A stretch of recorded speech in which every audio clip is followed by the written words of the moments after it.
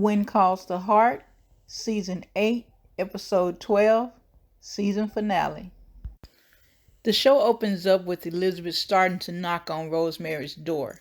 She changed her mind and turns around, and Rosemary comes out the door. Elizabeth turned around and said, "I'm so sorry I've behaved horribly. I don't know how I ever doubted your intentions or your friendship. Do you forgive me?" And she reached out a basket to her. Rosemary said, "Of course I do," and they hugged. Bill and Lee stopped Nathan in the street and asked if there was any word on Jesse. Nathan said no, but with this good weather we were able to get an early start. I should hurry up and get these supplies up. And he rode away. Faith walked into the clinic looking for Carson. She saw his bags packed and went back out the door. She found him in the cafe. He said, "I would never leave without saying goodbye to you." Minnie walked up and said, "I told this man I would be praying for him and you." Faith said, "Thank you, Minnie," and got up and told Carson, "I'll see you across the street." Minnie began to clear the table. She stopped and told Carson, "There's something I need to tell you. When Angela was 2, she came down with the measles. So I took her to the doctor, but he refused to see her. As a result, she lost her sight. Far too long, I wouldn't trust a doctor. But you were different. I knew that right away, meeting you.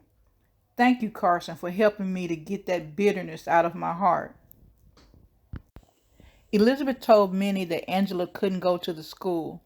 Minnie was upset and said, "You promised. You promised he didn't have a say." Elizabeth said the county threatened to shut down the school if Angela attended. Faith and Carson said their goodbyes in the clinic. When he stepped outside, the townspeople were clapping for him. Lee and Clara were making a cake for when Jesse came back.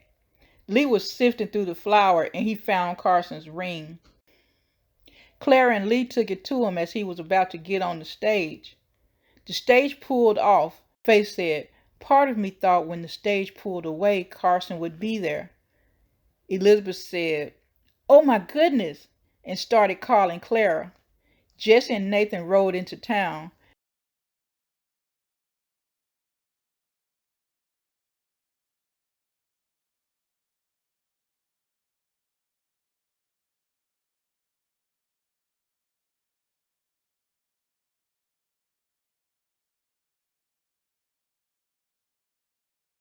When Jesse and Clara went inside, Elizabeth said to Nathan, "I need to see you later."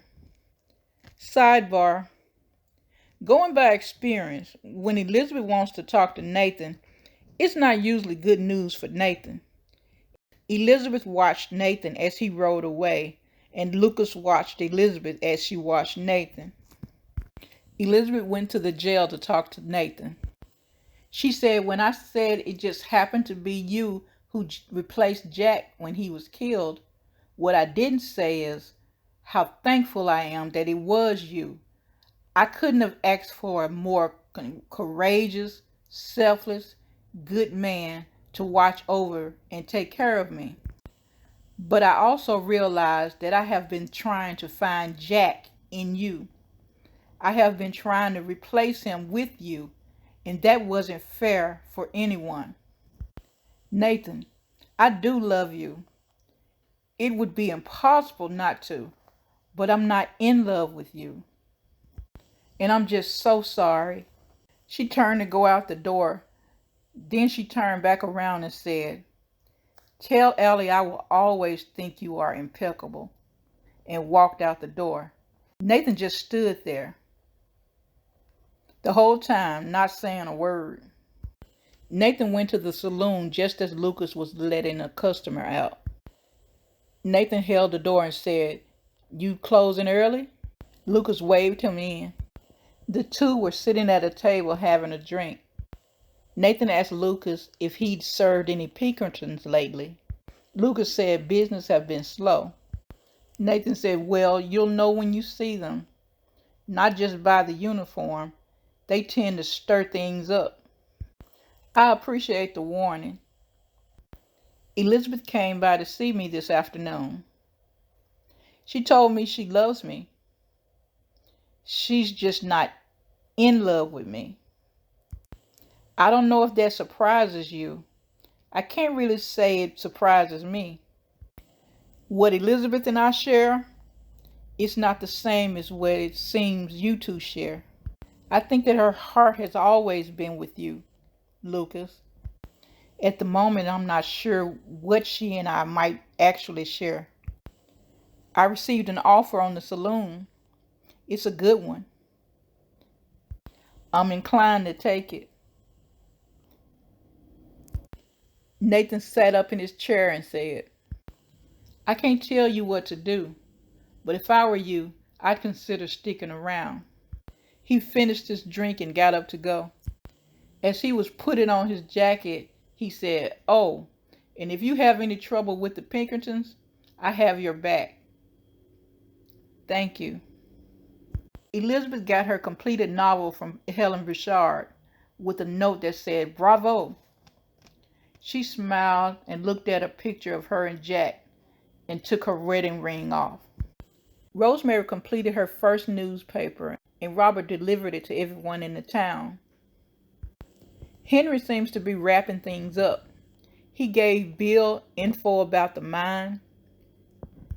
He turned over his work duties to Mike, and he told Lucas he was leaving town.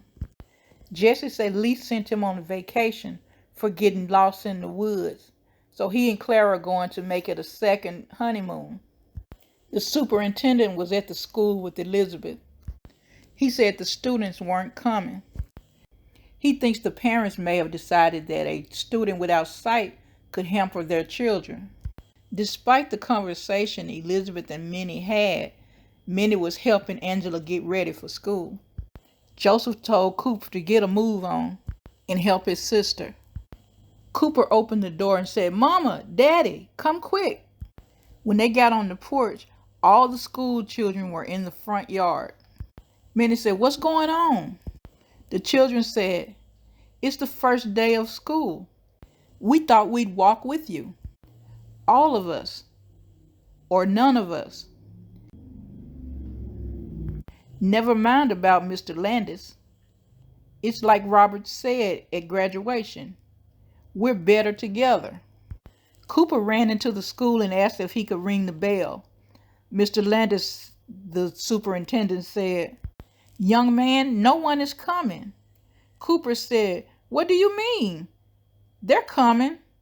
They're all coming. Elizabeth and Mr. Landis walked to the porch and saw all the children walking with Angela and her parents. Cooper was ringing the bell. Mr. Yost is home. Florence ran out to meet him. Florence asked him, What was so important that you couldn't tell your own wife? Ned said he signed a confidentiality agreement and he wasn't allowed to discuss it. But since he'll be applying for a patent, he'll show her his invention. An adhesive bandage for minor cuts and scrapes. What do you think? Oh, Ned, you're a dreamer. School was letting out. Elizabeth and Mr. Landers were talking on the porch.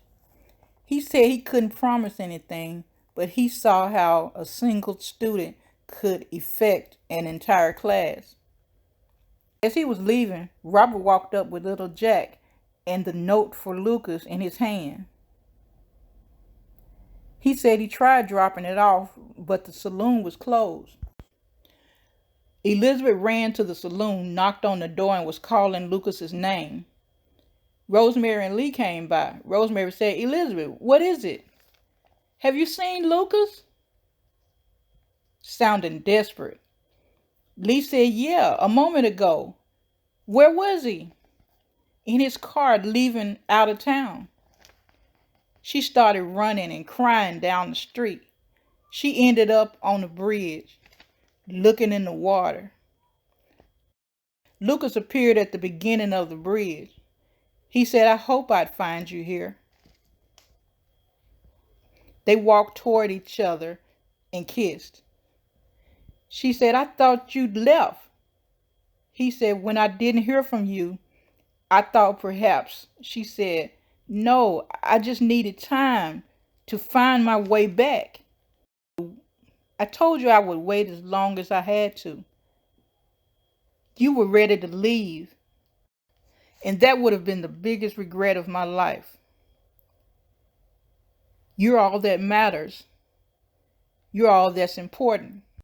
Lucas looked down at her hand, which was resting on his chest, and saw her wedding ring was gone. He said, "You've taken off your ring." She said, "Thank you for waiting for me." They kissed again.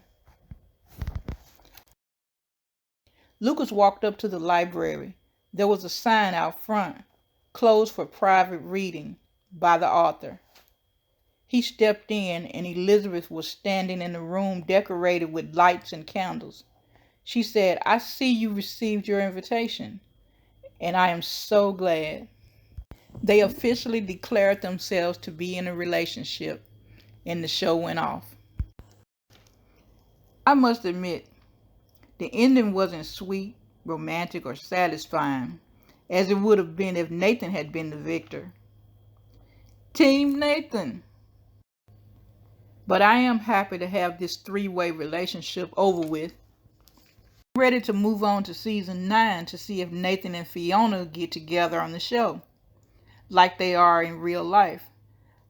I saw a Paul Green YouTube video, and they admitted that they were together. I'll be back with you next year for the confirmed season 9.